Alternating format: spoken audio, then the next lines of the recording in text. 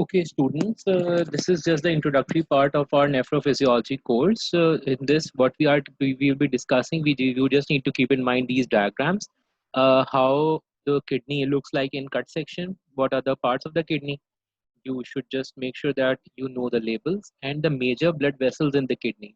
Which blood vessels, like for example, we already know how afferent and efferent arteriole are joined through glomerulus, and what about vasa recta and your eventually blood going out through the renal vein.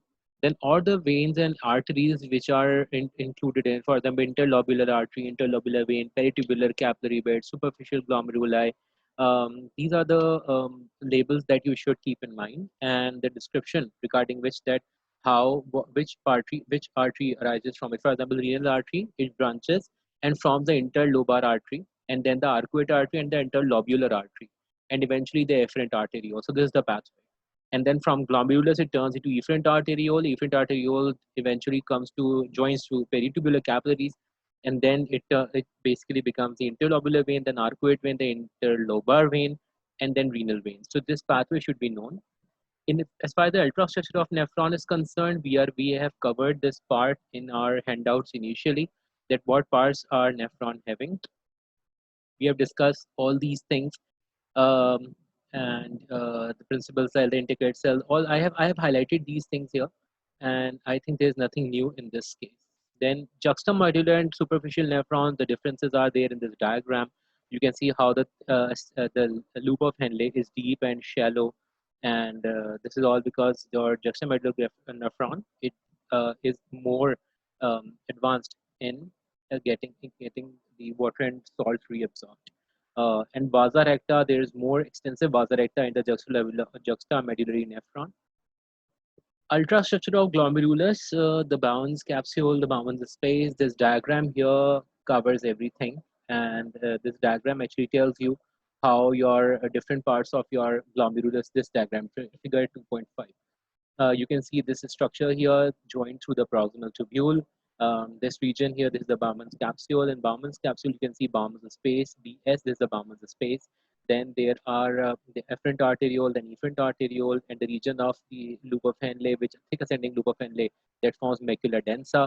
You can see the lumen of macula densa itself. You can see extra glomerular mesangial cell. You can see endothelial cells. You can see the glomerulus. You can see the podocytes, and you can see foot processes. You can see the parietal epithelium, proximal tubule cells, basement membrane. All these structures are shown to you. The afferent arterioles. So you can see how these are present in collaboration with one another. So make sure that you understand, you follow this diagram. The filtration barrier allows very small, the small particles to pass through, and the fenestration, it's about 700 angstrom hole, about 700, which allows small solutes and water to move freely. But small proteins and large proteins, they do not go through red blood cells and white blood cells. The platelets cannot go through until white blood cell squeezes through it.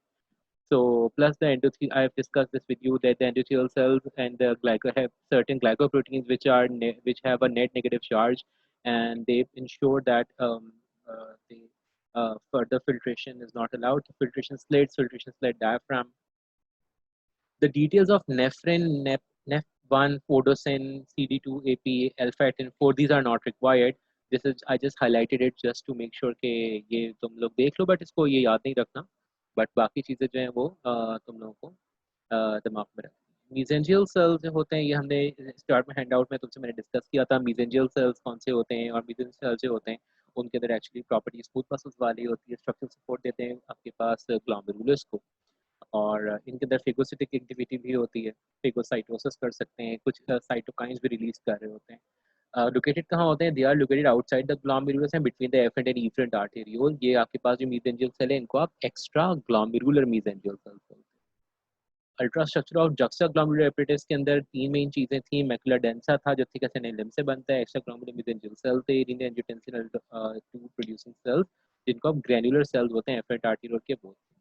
इनको भी हमने introductory class में discuss कर लिया था. Renal angiotensin 2 aldosterone, और ये सब उसकी रिपीटेशन ही है mostly, not much detail here, nothing new here. Then we come to the next topic, which is glomerular filtration and the renal blood flow.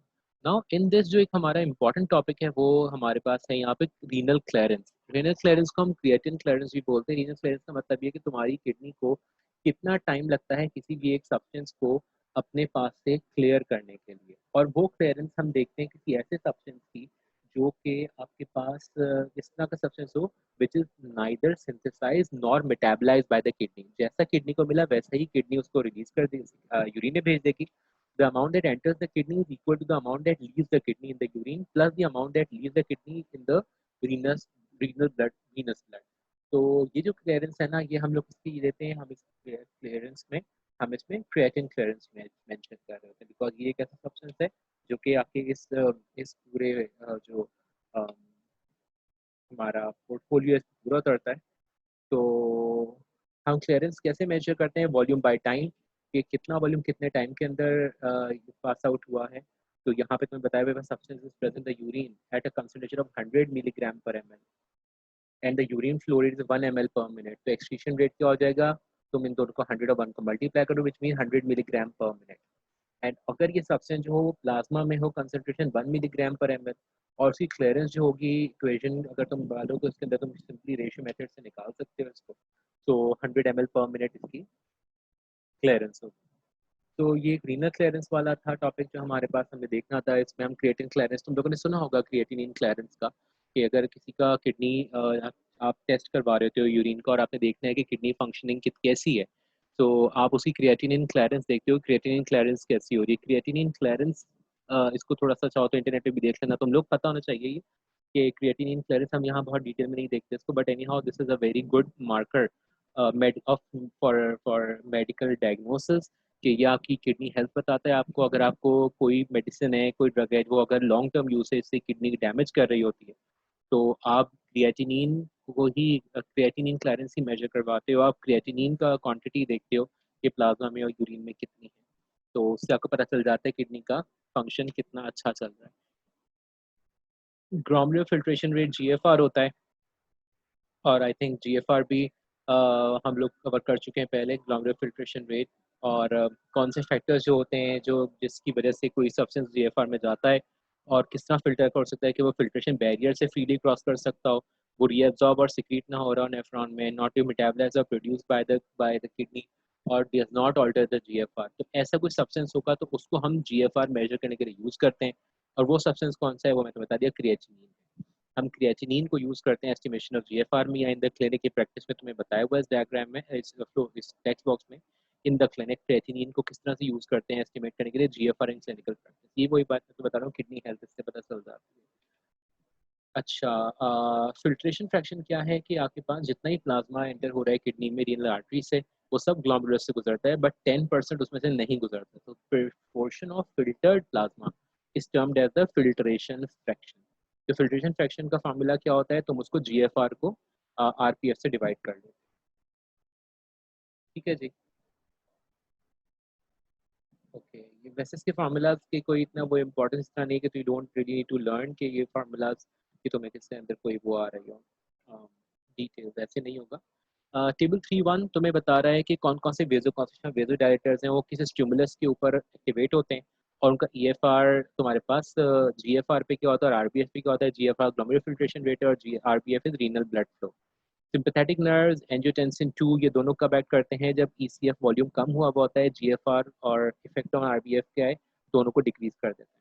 एंडोथेलिन जो होता है वो इंक्रीज स्टिमुलस कब आता है? जब स्ट्रेच बढ़ जाता है. और ब्रेडिकाइनिन एपिनेफ्रिन या डिक्रीज ईसीएफ से भी बढ़ हो जाता है प्रोसीडियर. जीएफआर और आरबीएफ को कम कर देता है. ये वेजो कॉन्स्ट्रिक्टर्स हैं. वेजो डायरेक्टर्स के अंदर प्रोस्टाग्लैंडिन है, PGI-1, 2 एंड PGI-2. ये ईसीएफ कम होने पे या अगर शेयर बढ़ रहा हो आपके पास वेसल्स में, तब रिलीज होते हैं. कोई चेंज नहीं करते जीएफआर को, मगर रीनल ब्लड फ्लो बढ़ा देते हैं. नाइट्रिक ऑक्साइड गैसियस में पता है हार्मोन है, और स्ट्रेस की वजह से निकलता है. शेयर बढ़ेगा, एसिटाइलकोलिन, हिस्टामिन, ब्रेडिकाइनिन एटीपी से बढ़ेगा अगर ये उसके स्टिमुलस हैं. आरबीएफ भी बढ़ाता है, जीएफआर भी बढ़ा देता है. ब्रेडिकाइनिन भी प्रोस्टाग्लैंडिन्स और एसीई एंजाइम अगर कम हो जाए, एंजियोटेंसिन कन्वर्टिंग एंजाइम एसीई कम हो तो होता है, उसकी वजह से इंक्रीज करता है ये भी जीएफआर और आरबीएफ को. नाइट्रियोरेटिक पेप्टाइड्स एएनपी बीएनपी दोनों ईसीएफ वॉल्यूम बढ़ा देते हैं, जीएफआर तो बढ़ाते हैं, ब्लड फ्लो नहीं बढ़ाते। इनके मैकेनिज्म्स की डिटेल्स इंपॉर्टेंट नहीं है हमारे लिए, बस मेन ये है कि तुम्हें याद होना चाहिए कि हाउ दीज आर अफेक्टिंग।